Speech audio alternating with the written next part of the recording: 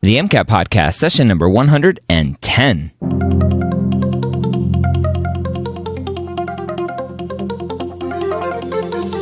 A collaboration between the medical school headquarters and Next Step Test Prep, the MCAT Podcast is here to make sure you have the information you need to succeed on your MCAT test day. We all know that the MCAT is one of the biggest hurdles you'll face as a pre-med, and we're here to give you the motivation and information that you need to know to help get you the score you deserve so you can one day call yourself a physician. Welcome to the MCAT Podcast. My name is Dr. Ryan Gray, your host here, as well as the host of many other podcasts over at MedEd Media Network, including a new addition to our network, the TMD SAS podcast, hosted by the awesome Enrique over there at TMD SAS. TMD SAS, the Texas Medical and Dental School Application Service. If you are in Texas, applying to Texas, if you want a little bit more behind the scenes, even if you're not applying to Texas schools, go check out the TMD SAS podcast over on the MedEd Media Network. Find them all at mededmedia.com. Today, we are diving back into some more cars with Clara. Clara, welcome back to the MCAT Podcast. I'm excited that we didn't scare you away last week after your first one. No, I'm still happy to be here. Awesome. And so we are continuing our cars for Next Step Full Length 10. Last week we covered Passage 1, questions 1 through 7. This week we're covering Passage 2, questions 8 through 12. Are there any, I know for Chem Phys and for the other science sections, there would be some passages, some discretes. When it comes to cars, it's just all passages, right? There's no mix-up of passage types or question types? It's all passages. Okay. It's 9 passages, one after the other. Oh, that's hard. Rough. All right. Let's go ahead and jump into Passage 2 then. All right, let's do it. Passage 2. Salmonellosis is an infection with bacteria called Salmonella. Most persons infected with Salmonella develop diarrhea, fever, and abdominal cramps soon after infection, but the illness usually self-resolves after 4 to 7 days. However, in some persons, the diarrhea may be so severe that the patient needs to be treated. The Salmonella infection may spread from the intestines to the bloodstream and can cause death unless the person is treated promptly with antibiotics. Such blood-borne Salmonella can then be spread through both fecal and blood-based routes. The elderly, infants, and those with impaired immune systems are more likely to have a severe response. So right off the bat, we can actually tell this passage is a little different from some that you might see because it's scientific. It's talking about a disease. I just wanted to mention that sometimes students see passages like this and they get super excited because they're like, oh God, like medicine, but don't get out of the mindset of being in cars, because in a cars passage, what the passage says is everything. And the same thing is true here. Even if you know a little bit about, some disease, then that doesn't mean that you can trust your own knowledge over the passage. Okay. All right. So I think, and pardon that sound that played. I don't know if you heard that, but random sound played on my computer. It was the MCAT podcast, but that was okay.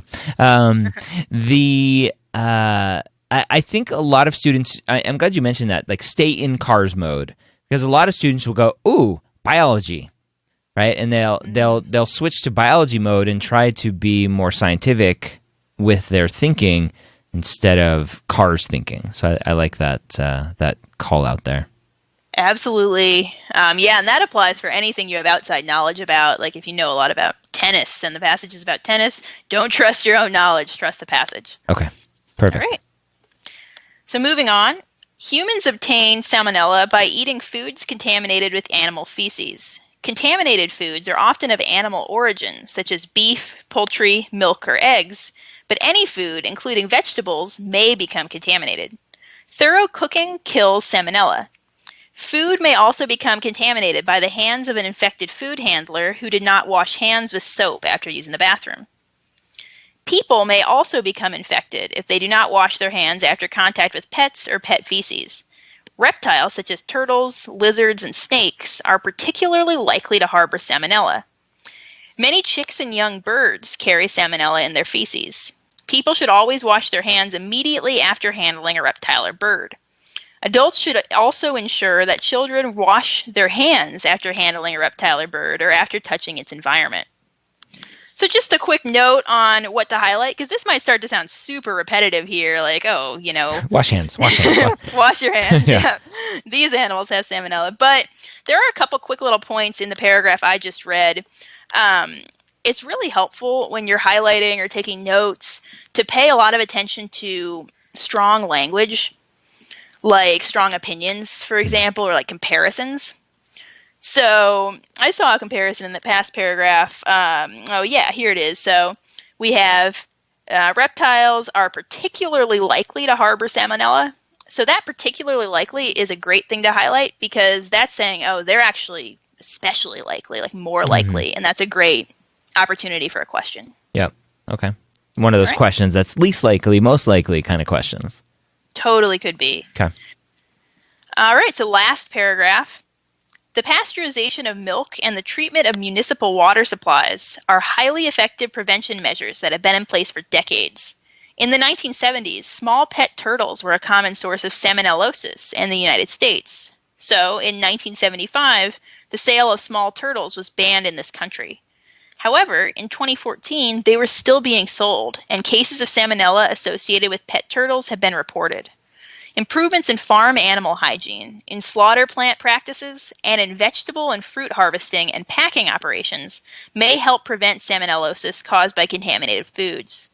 Better education of food industry workers in basic food safety and increased restaurant inspection procedures may prevent cross-contamination and other food handling errors that can lead to outbreaks. Wider use of pasteurized eggs in restaurants, hospitals, and nursing homes is an important prevention measure. In the future, irradiation or other treatments may greatly reduce contamination of raw meat. Oh, all right. So for those of you who are germaphobes, this paragraph or this passage has you crawling. We're sorry for that. Okay. So any highlights from that last one? Anything to point out? Definitely. So this last paragraph is actually probably going to stand out to some of you as more interesting than the first three, and it's helpful to sort of isolate why that is in your head. So the first three paragraphs were sort of just listing, here are the symptoms of salmonella, here is how it's spread, how it's transmitted. But this last paragraph shifted gears and it started talking about approaches to try to prevent outbreaks of the disease or to prevent the spread. So that main idea, and just knowing that that last paragraph's a little bit different, is the biggest thing you should take away from it. Okay. But in terms of what to highlight, if you're the kind of person who has trouble remembering key terms, for example, you could highlight some of these practices, like the irradiation, for example, is a word that might stand out to you. But alternatively, you can just remember, this paragraph is where they're discussing these opportunities for improvement of public health. Okay. All right, so let's jump into questions. Question 8. Which of the following can be inferred by the information in the passage? A, when salmonella spreads away from the digestive tract, it is more easily contracted by others. B, salmonella is often spread by coming in contact with an infected person's blood.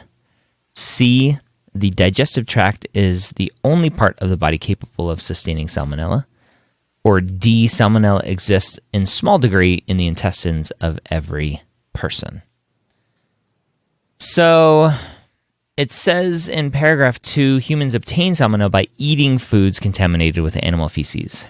So you have to eat the food that's contaminated with animal feces. That's what it says. And then it talks about where those contaminated foods come from. I remember talking about when it can spread to the blood, right? It goes away from the intestines into the bloodstream. So C right off the bat stood out to me, that the digestive tract is the only part of the body capable of sustaining salmonella. I would cross that one off immediately. So A, when salmonella spreads away from the digestive tract, it is more easily contracted by others. I don't know if it said that. Obviously, it said that when it spreads away from the digestive tract, it makes the people who have it sicker. It doesn't necessarily say it makes it more easily contracted, because it's contracted by eating contaminated foods. So I would probably cross off A as well. And then B, salmonella is often spread by coming in contact with an infected person's blood. Again, it says right off the bat, eating foods contaminated with animal feces, not infected person's blood. And so I would probably go with D just based on crossing out all of the other ones. Yeah, so your thought process was good here. So you try to do process of elimination, which is absolutely a good strategy for a question like this where all 4 answer choices are sort of just a completely separate statement. So we're going to run down them one by one. And the first one you crossed off was C, so that was great. The word only there stands out. Like, only is a really strong word. Yeah. Right? Yeah, like, if there's even one other part of the body that could sustain the disease, then that statement is wrong, and we know that's true because they're talking about the bloodstream. Yeah. So C is out. The next one you crossed off was A, and A is a little bit trickier. A is trickier, and I'm reading the passage as you're talking, and I'm like, oh, it's A. A's the answer. Because paragraph 1 says, blood-borne salmonella can then be spread through fecal and blood-based routes. Totally. So that's the part that I think you missed. Is you were definitely right. And the next paragraph is talking about humans obtaining salmonella by eating foods, but it does also say that it's bloodborne. So that means that if it's spread away from the digestive tract, like it's talking about in choice A, then suddenly, okay, it could also be spread through the bloodborne route. And that would explain why it's more easily contracted by others. Another helpful thing to do with this one is to just note how extreme some of these other choices are. Like we know C said only, that was extreme. D is pretty extreme too. Salmonella exists in the intestines of every person. Oh yeah. Yeah. If they don't tell us that that's true, it's not going to be the right answer here because there's no way we could be expected to infer that, and they never say it. So okay. D is out. And then the only other choice we were dealing with was B, that's often spread by coming in contact with infected blood. And we don't know that to be true either. We know there is a bloodborne route, but we have no idea whether that's spread that way often. Okay. All right. So the only word here that still trips me up with answer choice A is that it is more easily contracted. So it's saying it's easier to be contracted that way. And I don't think it says that it's easier that way. Can you explain that one? Totally. Well, the first thing is if you just go back to the question stem, notice that they're asking which of the following can be inferred. So they're actually not asking for like an assertion, like a statement that you would see directly in the passage. They're asking for an inference. So that is one mistake a lot of students will make is they'll go back and they'll look for something that was directly stated, but this is saying, oh, it's an inference. So it's something we need to deduce on our own without being told directly. And that's why A can be the right answer, even though they don't ever tell us it's more easily contracted. Because if we think about A, we can think, okay, they say salmonella can be spread through fecal and blood-based routes. If it is only in the digestive tract, well, it can't possibly be spread through the blood. But as soon as it spreads away from the digestive tract, suddenly it can be spread through that bloodborne route. So that's a logical inference that it is more easily spread that way. Okay. All right. That's question 8. Go ahead and read question 9. All right. Which of the following is or are supported by passage information? This is a Roman numeral question. 1. Reptiles are more likely than birds to carry salmonella. 2. Beef is more likely than poultry to carry salmonella. And 3. Mature birds are less likely than young birds to carry salmonella. And we see answer choices here, just like a typical Roman numeral question. These are all just different combinations of these 3. So what we should do is we should assess these 3 Roman numerals and see which ones are true and which ones we can eliminate. Okay. So Roman numeral 1, reptiles are more likely than birds to carry salmonella, I think would be true, as supported by the passage, because it says reptiles such as turtles, lizards, and snakes are particularly likely to harbor salmonella. So I would say that particularly likely means that they're more likely. So I would have 1 as my answer. So that automatically removes answer choice C because C doesn't include Roman numeral 1. So then I'm left with Roman numeral 2. Beef is more likely than poultry to carry salmonella. I don't remember seeing anything about beef over poultry, only talking about raw meat in general. So that one I think may not be true. And then 3, mature birds are less likely than young birds to carry salmonella. And I remember it specifically mentioning that many chicks and young birds carry salmonella. It doesn't mention anything about adult birds, just young birds. So I think 1 and 3 are right, which would be answer choice B, 1 and 3 only. You're totally right. Woohoo. So B is right. And that thought process was great there. So you went to Roman numeral 1 first. We saw, okay, that's true because that's particularly likely. Then Roman numeral 2, we don't want to jump to conclusions here, right? Like if they never compared beef to poultry, then we can't know anything about it. Yeah. Yeah, and then finally, mature birds are less likely than young birds. Like they never said anything about mature birds carrying it at all. And maybe they do, but what they do say directly is many chicks and young birds do carry it. So from that, we can deduce that 3 should be in that right answer too. Okay. Awesome. So 1 and 3, answer choice B. And I think that last statement that you said, maybe they do. Maybe mature birds do carry salmonella. But the question here is which of the following is supported by the passage? And the passage doesn't mention anything about mature birds. That's exactly right. So that's that same sort of idea of not thinking too far outside the passage, right? Like the passage is going to have the information you need to answer the question. And so it's asking what's supported by information in the passage. We have absolutely nothing in the passage ever dealing with mature birds at all. So we can be safe in knowing that 3 is a correct statement, even if there might be science outside this passage we don't know about. You may be the biggest ornithologist listening to this podcast. You're like, I know for sure that mature birds have salmonella, but you have to strike that from your memory for this passage. Very true. Okay. Who knew we would be talking about ornithologists on the MCAT podcast? Question 10. Which of the following is the author least likely to identify as a recent advancement in the fight against salmonellosis? Salmonellosis. That's hard to say. A, irradiation of meats.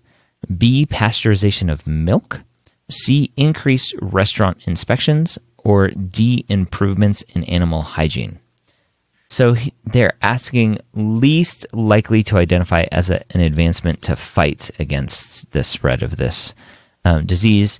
And he specifically, or she, talks about the advancements in the last paragraph. Better education of food industry workers and basic food safety and increased restaurant inspection procedures may prevent cross-contamination. So there's the restaurant inspections. Wider use of pasteurized eggs in restaurants, hospitals, and nursing homes. So that kind of stands out to me because the answer choice B here is pasteurization of milk, and the paragraph talks about pasteurization of eggs. So they may be trying to trick us there a little bit. So irradiation of meat is the last sentence. In the future, irradiation may greatly reduce contamination. We talked about restaurant inspections for C, and then improvements in animal hygiene was also mentioned in the paragraph as well. So I would go with B, pasteurization of milk, because they specifically talk about eggs. So you got the right answer here for the wrong reason. Uh-oh. Yeah, that happens. So, so they say pasteurized eggs is something they say near the end of the paragraph, but look at the first sentence of that last paragraph. Oh, look at that. Man, okay. Yep, so the first sentence is the pasteurization of milk, so they did talk about milk. Okay, so they did talk about milk, but the milk was in the 70s, and the question is recent advancement. Yeah, exactly. Oh, man, okay. Yeah, don't forget about adjectives. It's easy. I noticed even when you were sort of summing up the question stem out loud, you skipped the word recent because we tend to like boil it down to get to like the meat of the question. But adjectives are everything in MCAT questions. So they're saying recent advancement. They're not just saying which one's least likely to be an advancement. They're literally saying which of these is least likely or to be a recent advancement. Yeah. And so I was answering the wrong question. Instead of recent advancement, I was just saying which one of these did he mention as an advancement, completely ignoring the fact that it was mentioned in the first sentence of that last paragraph. Exactly. Okay. Well, I got it right. That's all that matters for the MCAT. I got it right. It is. All right. Go ahead and read question 11. All right. An inspector discovers an outbreak of a mosquito-borne parasitic infection capable of infecting humans and livestock in a certain state. Based on the information in the passage, which of the following measures would the author be least likely to support? And then A is improvements in farm hygiene and slaughtering practices. B, slaughtering all potentially affected livestock. C, banning the sale of livestock from that state. And D, education of the public about safe cooking techniques. So this doesn't say recent anywhere. So this is least likely to support. So there's an outbreak in livestock that's capable of infecting humans. And so we can just say, just like this, we say, hey, there's livestock that's affected with salmonella. What are we going to do about that if we want to translate it into the language of this passage? And we know that he talked about improvements in farm hygiene and slaughtering practices, so I think he would support that, so I've crossed that one off the list. Slaughtering all potentially affected livestock. I don't remember the author stating that we should kill all of these birds and reptiles and lizards and snakes and stuff. They did mention in the passage about banning the sale of turtles. And so I think banning the sale of livestock from that state would probably be supported by this person because they're saying that banning the sale did help, although they're still being sold in some cases. And then educating the public about safe cooking techniques. I don't know who would be against that, so I would probably go with that one as well. And I'd go with the more extreme answer choice B here of slaughtering all potentially affected livestock. Good job. That is the right answer. And you had the right reasoning, too. So I actually really liked what you did first before even going to the answer choices here. What you did was you took this question stem, which is about something different from the passage, right? It's about mosquito-borne infection, so it's not about salmonella necessarily. But we don't really care about this random other thing it's asking about. We want to draw parallels between this question stem and the passage information. So we can just imagine, okay, it's similar to what the author's talking about with salmonella. Which of these answer choices does not have a parallel in the passage? And it is B, slaughtering all potentially affected livestock, because that's really strong, right? Yeah, he never, or she never mentions that slaughtering all livestock, or even that slaughtering livestock who might be affected, would be a good technique to use. So that's our clear answer here. All right, there you have it. Clara back with some more Cars passage fun, if you want to call that fun. Hopefully these Cars passages have been good for you. We have some awesome news coming up. I don't know if I'll officially announce it here on this podcast, but stay tuned to the MedEd Media Network for some more interesting Cars information coming soon to you. If you are struggling with Cars, if you are struggling with your practice tests, if you are struggling with the MCAT, like many students do, if you've taken it once and got a poor grade, if you've taken it twice and repeated that poor grade, it may be time to look into one-on-one tutoring. I got an email from a student recently giving me a long story about his path and his struggles and what he should do next. Should he do a post-bac? Should he do an SMP? Should he do X? Should he do Y? And I said, honestly, your grades are good. You need a better MCAT score.